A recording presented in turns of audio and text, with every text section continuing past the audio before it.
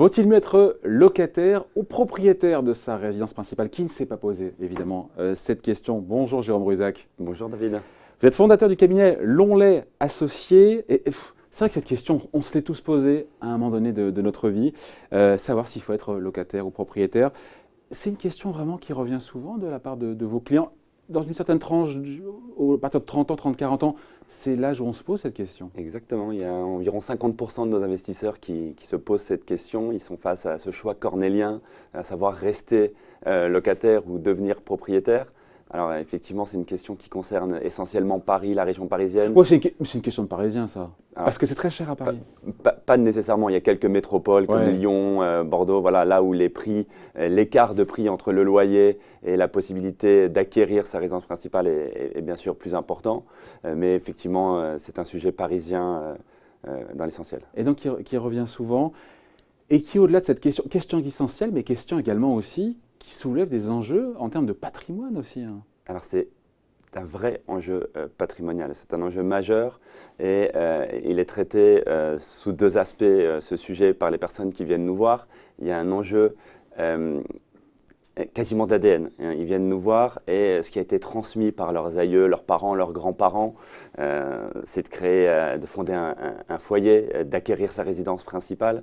Et donc ils ont un aspect un peu affectif par rapport à ce sujet. Et l'autre sujet, c'est les taux bas. Depuis une dizaine d'années, on est dans un contexte où les taux sont excessivement bas. Donc tout le monde se dit qu'il faut acquérir de l'immobilier, il faut acheter sa résidence principale. Et nous, par rapport à ça, effectivement, on se dit que c'est un point d'entrée, mais le sujet reste entier. Ouais. Alors, après, la question, c'est savoir quelles sont les réponses que vous apportez.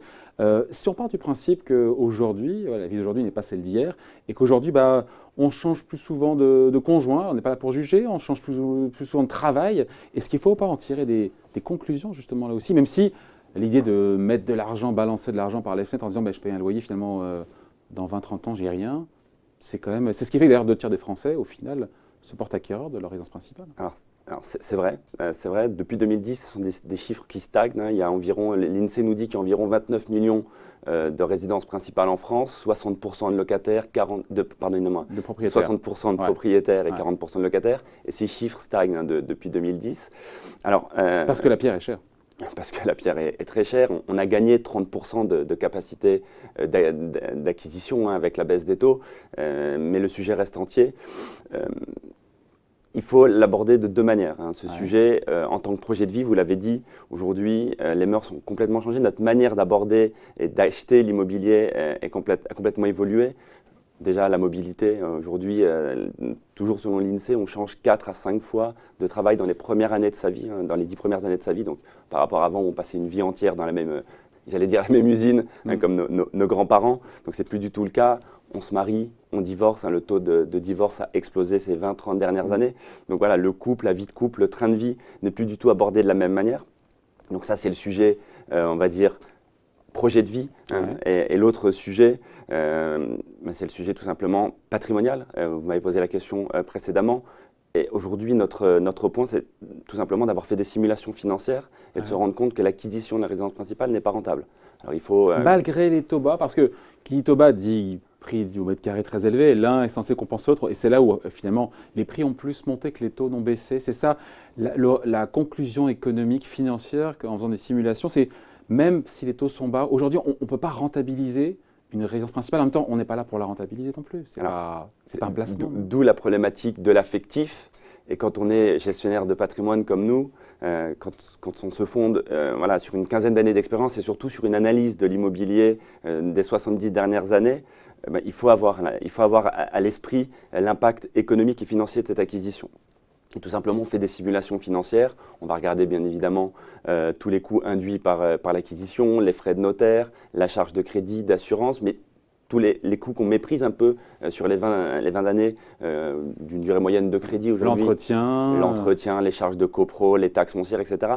Et aujourd'hui, voilà, même si les prix montaient dans les prochaines années de 2% en moyenne, ce qui n'est pas encore sûr. Parce que par le passé, en fait, tout ça, l'investissement, c'était une bonne opération d'acheter sa résidence principale parce que parce que les prix ont flambé aujourd'hui. Quand on achète aujourd'hui, l'espérance d'avoir ce même gain futur que celui qu'on a eu sur 20-30 ans, pardon, sauf si on croit au Père Noël, mais ça va être difficile. Hein. Exactement, exactement. Donc notre sujet et votre question par rapport à l'enjeu patrimonial, c'est pas de ne rien faire, de rester locataire, c'est de se dire qu'est-ce qu'on peut faire. Et donc on va regarder ce fameux différentiel qu'on a entre le loyer qu'on paye aujourd'hui et l'effort qu'on serait prêt à consacrer en devenant propriétaire. Si on voulait acheter, en fait c'est un cas théorique, si on pouvait acheter son appartement dont on est locataire, combien ça nous coûterait chaque mois en remboursement d'emprunt? C'est ça. Vous comparez le loyer, on reste locataire. C'est ça. On achète ce même bien, pas celui-là, mais un équivalent, Exactement. qui coûte beaucoup plus cher en termes de remboursement de loyer, c'est ça? En termes d'emprunt, de crédit. Exactement.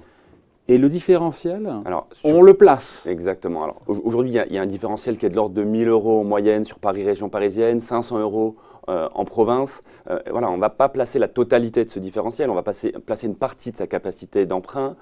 Bien sûr, l'apport qu'on avait aussi prévu de consacrer à cet investissement.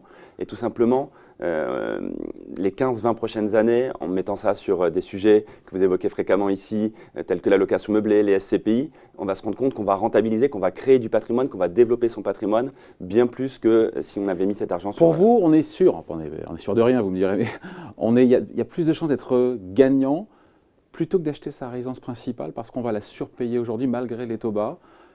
On reste locataire et ce différentiel, pas tout, une partie, je répète, mais c'est important, les frais de, comment on appelle ça, la mise de départ, c'est ça Oui, l'apport. L'apport, c'est ça. On place tout ça dans l'immobilier via des CPI, via tous ces placements dont on parle, effectivement dans ce QFD régulièrement. Et à horizon 20 ans, il restera plus d'argent Exactement. avec cette solution que si on devait revendre avec sa résidence principale, avec 2% de croissance, c'est ça, les prix chaque année, moins tous les frais dont on a évoqué chaque année. Exactement. Vous avez fait au calcul. Hein. Exactement, dans les différents modèles, dans ce qu'on appelle dans notre jargon les simulations financières. Aujourd'hui, à 15-20 ans, on va ressortir avec des simulations qui sont entre 4, 5, 6% de rentabilité, alors que comme je vous le disais précédemment, pour l'immobilier à 20 ans, on est juste rentable, on est proche de zéro dans nos différents modèles. Donc pour vous, il n'y a pas photo? Aucune. Sauf si on peut acheter très décoté, pas cher, on peut faire une affaire.